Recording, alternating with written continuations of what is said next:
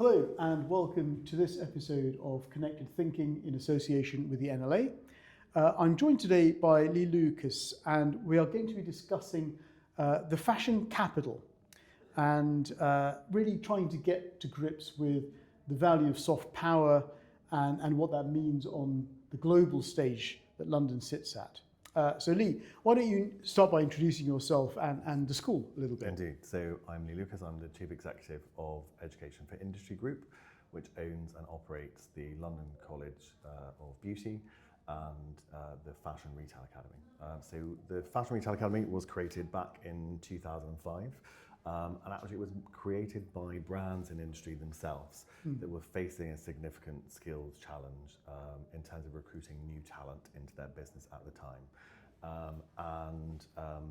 It's very rare in fashion and retail worlds with fierce competition that people come together for a common cause. But actually the skills issues they were facing were so significant that actually we had 5 brands that joined forces to essentially create us from scratch. And that was really around recognition of talent coming out of universities and whether it was actually job ready at the time.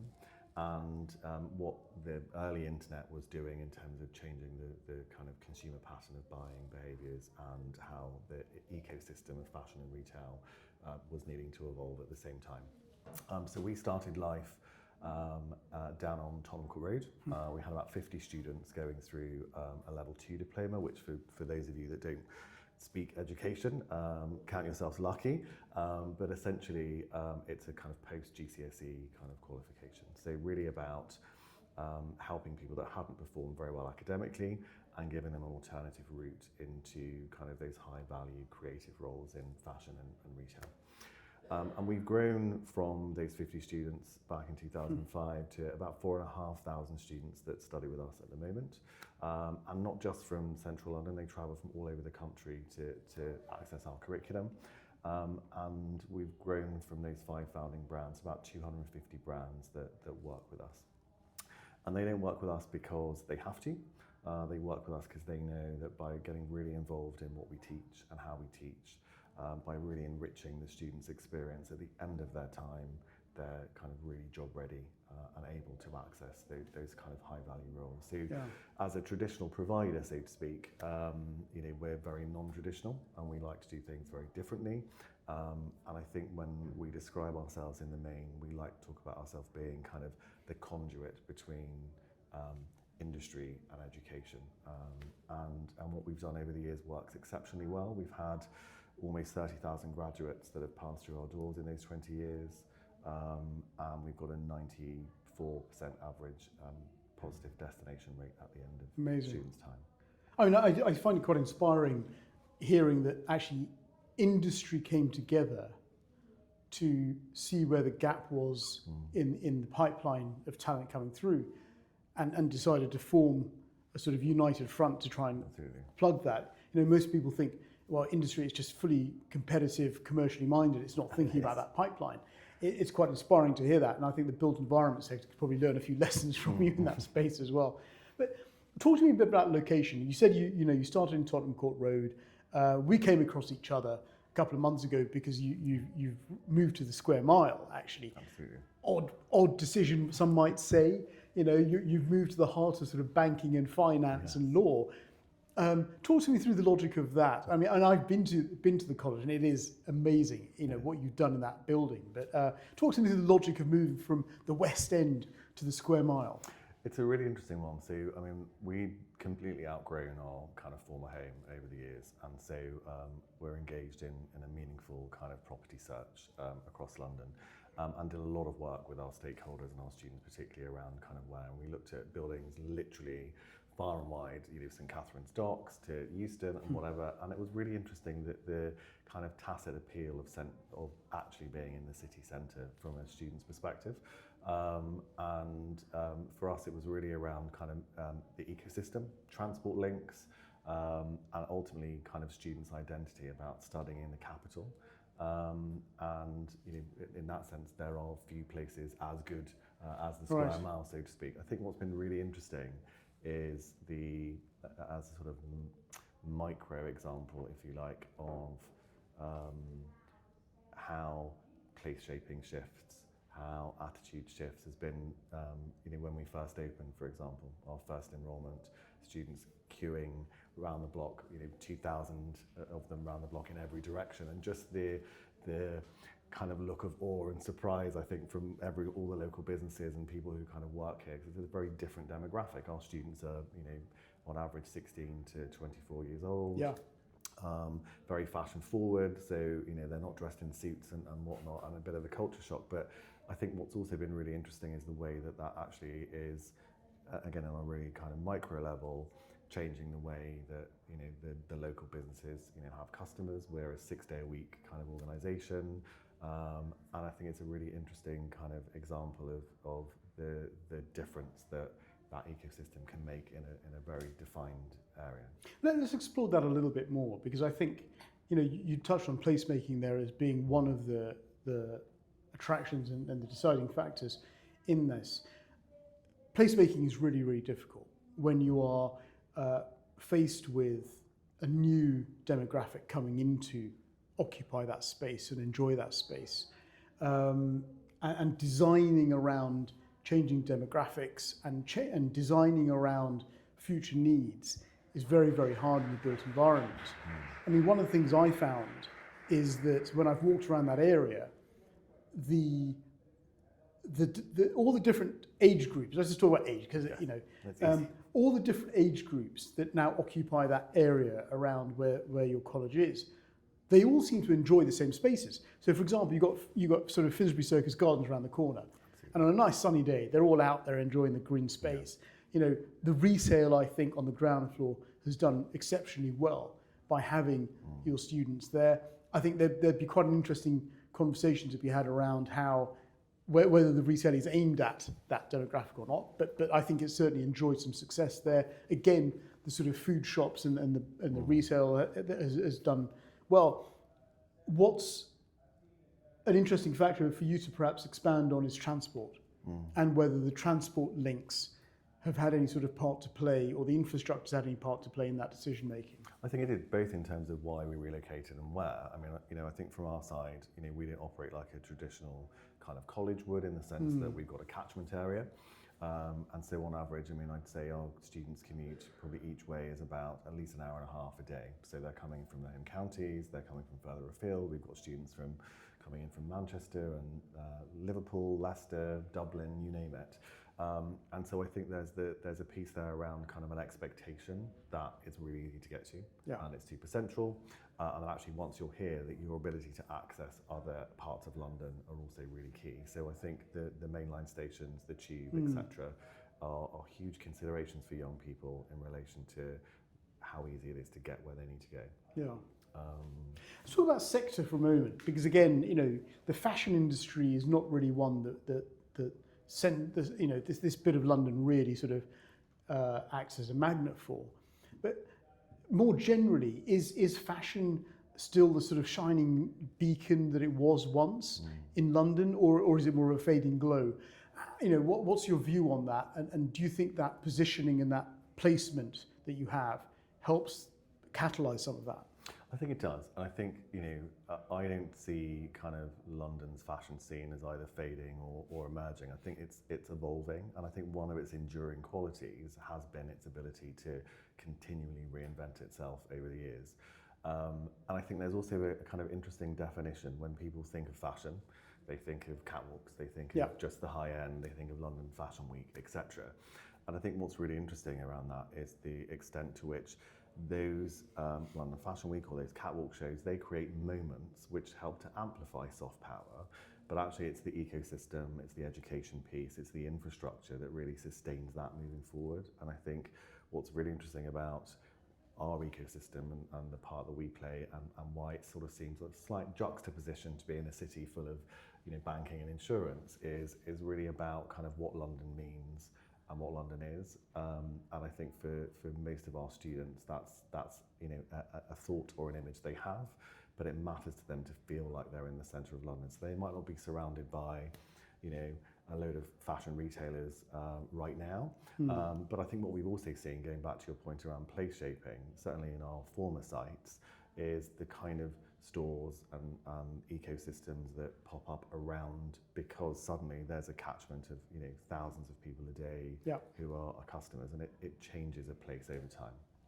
So you mentioned already that actually your students come from far and wide. I'm really interested in how you upskill and how you get social mobility ingrained within education. I think this is something that we've tried to tackle for a long, long time in this country, and with some success, some failure. In your specific field, how do you think you're working to try and ingrain that sort of mobility within your students? And how do you attract people who would normally think of fashion as something for them? Absolutely. Well, I think it goes back to that definition of fashion. So you've got the kind of classic design kind of piece, but actually there is in order for those things to exist, there is an ecosystem of skills far and wide. So whether that's the people working in finance, whether they're working in marketing or buying, sourcing, supply chain, whatever that might be, it takes an army to create a successful designer or fashion collection. And I think it's about providing inspiration to people about what those career opportunities are. I think one of the wonderful things about London, and one of its strengths as a soft power, particularly in relation to things like fashion, is our kind of the density of our cultural diversity. And so for us, it's really important that, and we do a lot of lobbying with government, etc., around exactly those things, providing the right inspiration as far upstream as we possibly can. And I think that needs to start in a school system, in terms of access to the right types of creative education. And yes, STEM is important, and increasingly so in the age of AI, etc. But I think it's about horses for courses. And one of the things that we recognise is that actually different people have a propensity or a bent for particular skills. And actually, I think one of the successes that we've had in relation to inspiring people to think about meaningful careers in fashion and fashion retail more generally is really around kind of how they leverage those skills and how they can actually have a meaningful, high-value career as a result of them. So that's going out, huge amounts of widening participation. It's about going into schools, and actually, because we're quite non-traditional, what we're able to do is offer opportunities that lots of other providers wouldn't. So for example, and I think when we first met, we spoke about this, that we're actually non-selective. So we don't interview students for a place.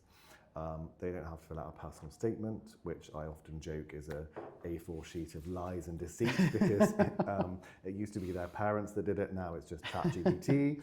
And actually, our view has always been about how we provide opportunity for everybody. And that really came from the fact that some of our founding chief execs actually left school with no qualifications at all.